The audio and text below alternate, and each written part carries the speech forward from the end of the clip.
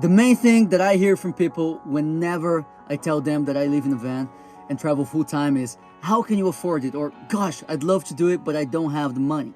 Money is the main reason why brave people out there still haven't started their adventures, and is also the main excuse that all the others use whenever talking about why they haven't done it yet. Now, it would be unfair of me to not even touch the subject, as many of the things that I am teaching requires you to be able to sustain yourself on the road. And unfortunately or fortunately, to really be free while van life in today's world, you need money. And the truth is, the more money that you have available or arriving in your bank account every month, the less worry you are going to have while facing all the problems that this life will throw at you, and it will. That said, I can't get into detail on all of the options I'm going to present on this video. This is material for a whole course itself. Lucky for you, we will have a specific online course to teach you how to be a digital nomad coming up in the future. Right now, I'll go over some of the options and I'll tell you what I think of them, good sides and bad sides, all of it. So let's start. Number 1, remote jobs. I first got into contact with this option when I was in this amazing trip on the island of Tenerife, Spain. I went there with some friends from my Rotaract club and we all stayed in this co-working/co-living place. This sort of place is like a hostel but specialized in having people staying for weeks or months and with good internet connection and desks for working. There I met this Spanish guy who's been a guest for a little more than a month, and every single day of the working week he would turn on his computer and he would start programming. He worked for a company back in Madrid and they let him work from anywhere that he wanted as long as he had good internet connection. Now I thought, this is fucking awesome. There are plenty of programming jobs out there, guys, right now, and some of them allow for this.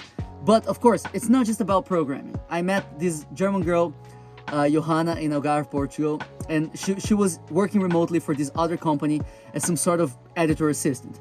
Her role was to write text and edit pictures and videos. Bottom line is, for anything of value that can be done online, there will be a company hiring for it. You can find many flexible jobs like this on weworkremotely.com or flexjobs.com. The downside here, besides having to go through interviews and needing a skill to start with, is that some of these jobs are not that flexible and require you to be working on specific hours and days. But you can always look for exactly what you want, be it full-time or part-time, paid by project or paid by the hour, time flexible or restrictive, bureaucracy or not. There's a whole world to explore here, and even though having a job with rules to follow is not the closest thing to freedom, it's a great fucking start. I have recently started to explore another option of remote work, media buying, which is basically being employed by a company to run their online ads. I'll update this video once I'm a bit more sure that it's a good option, okay? Number 2, freelancing. This type of work can be mistaken constantly with remote jobs, and although there are many similarities, there are also differences. Let's explore them. First of all, this is actually the option that I used at the beginning of my journey, and it's what allowed me to pay the bills every month initially. The main difference between freelancing and a job is that at the end of the day, you are your own boss. People hire you for a specific task or a specific project, and the relationship might go on from there, but you're always working together, not for each other. It's also a great thing to be a freelancer, as you can be working for many people and companies at the same time, always on your own schedule. Do consider the fact that it's not that easy to be a freelancer though. Just like a remote job, you gotta have a skill that you do well, a skill that is demanded for these types of work. But unlike the remote job option, competition here is even worse, because you not only compete for skill, but also you compete for wage. Usually there are no contracts and you get paid whatever is offered by the company or person that's hiring you. And many companies are willing to hire either the best and most experienced freelancers out there or the cheapest ones.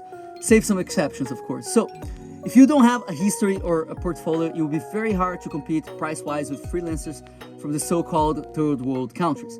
The other possible downsides of being a freelancer compared to having a remote work is that you might need many clients to make a living out of it, while one remote job might cover all your bills. Now, I have tried many times to get freelance work from websites like Upwork.com and Fiverr.com, never with luck. I was lucky though to have a British friend, Ben, that needed freelance work. If you want to go big with this, you should be willing to lower your prices a lot in the beginning. There are all kinds of works in these websites, like copywriting, website editing, data analyst, among many others. So, it's a worth option to go for.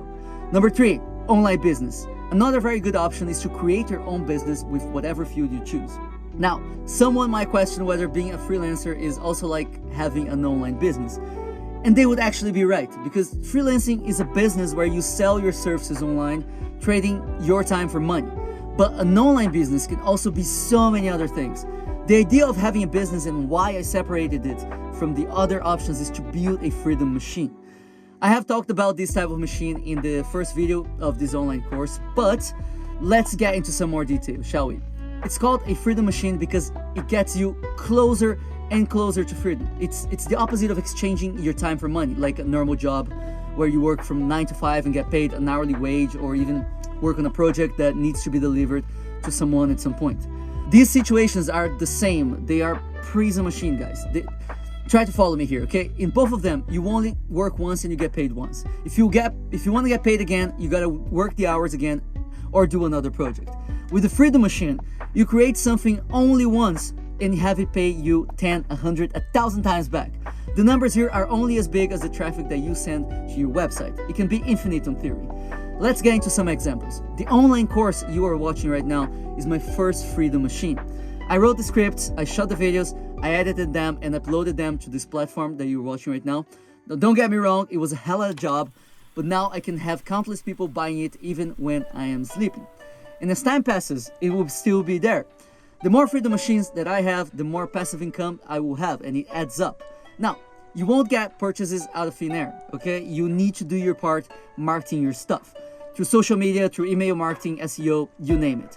But the upside in this case is that I get to keep working on the stuff that I love, creating content and using the content about Vanlife to direct people to this course. Do you see what I mean? Another thing that we do is write ebooks. Same concept, but there are other businesses that will give you that kind of freedom. And once you create the whole process, it will sell like water. And digital products can become a freedom machine, and physical products as well, as long as you have the whole stock and delivery processes figured out. Last type of business that I like to talk about is affiliate marketing. What you do here is basically market other people's products, advertising it like a middleman. You don't have to worry about stock or shipping or anything else. You market the product through a link, people use your link to buy something, and you get a commission of the sale in the end. It sounds simple, but the secret here is the same as with everything that you sell online. There needs to be enough traffic generated to make significant amount of money here. The more people you can send to a specific website, the more money you will make. It's a numbers game. Now, there are many things that I could teach you here to help you get your freedom machine, but it's all gonna come out in our complete digital nomad online course in the future. In this course, we will teach you every single thing about working on the road, from remote jobs that you can have to building an online business. In this course, we will take you from zero knowledge to being able to live free with no more worrying about money, okay? Which, let's be honest, is the biggest source of stress in full-time van life. Number 4, content creation. I mentioned content creation before for online businesses, but you don't really need a business to make money creating content. You can literally just make money just by creating content. Platforms such as YouTube and Instagram will pay you just for your views, but it's not as beautiful and easy as it sounds. Instagram requires you to have at least 10,000 followers, and YouTube needs you to have at least 4,000 hours of videos watched in 1 year, and also a minimum of 1,000 subscribers before even applying to be monetized. And even then, you don't really make significant money unless you have more than a few 100,000 followers and subscribers. Now, I don't really know how things work with these platforms because I never believed that this option was a good one to focus on in the beginning. So I can't be more specific here, but you should check it out if that's something that you're interested in, okay? Also, I believe that some platforms like Twitch allow you to get money from people watching you do all sorts of things like playing a video game. Number 5, physical products and services. I'm talking here about products and services that you offer in person. There's this Brazilian guy called Anderson Diaz from 196 Sonhos that used to sell cell phone cases to fund his trip until he started making money out of the internet. Also, there's this guy, André, I met on my travels, that wants to tattoo people while traveling himself, and that's a service that he can provide on the road in person. Now, if you know how to play the guitar and you can sing, you can also perform in bars and other places. There are many options out there, guys, and maybe you just gotta be a little creative and bold to execute them. Number 6, volunteering. Now, this is not an option to help you make money, as the definition of the word volunteering is to willingly work for free. But it's a great option to save money, okay? If you feel like you want to reduce your spending, then you should get a project on workaway.info or worldpackers.com. There are plenty of people in need of help that would gladly cover your food and accommodation in exchange for a few hours of work a day. Now, I've met the most amazing and trustworthy people in my life in a volunteering project in Algarve, Portugal, people I can confidently call family. So, volunteering is also a great opportunity to enjoy van life, which I imagine it's what you want, right? Now, there's one last thing that I wanted to talk about before sending you to the next video, and that's the portfolio. A portfolio is a document or a page with all the projects that you made for a specific area, proving that you know what you're doing. You know the old saying that goes like this: to get a job, you need experience, and to get experience, you need a job. Well, that's mostly true, but there's a way to break this cycle, guys, which is by gaining experience with your own projects. I got this amazing tip from Charlotte Chase. She helps people get data analytics jobs with her program, Break into Tech. She knows people won't have experience at first, so her advice is to make many different projects by yourself. Try looking for common projects that people do in the area that you want to get into and make them for yourself. It doesn't have to be for a real company. You're just doing it to build your own portfolio and prove that you know how to do the tasks required for the job. So keep this in mind. Now, I tried to be as detailed as I could without being too specific, so you can have an idea of what to look for when searching for money-making opportunities to fund your adventures. Okay, I haven't tried them all, but the ones that I did will come out on our Digital Nomad online course with step-by-step processes on how to nail each of them. And I'll see you in the next video.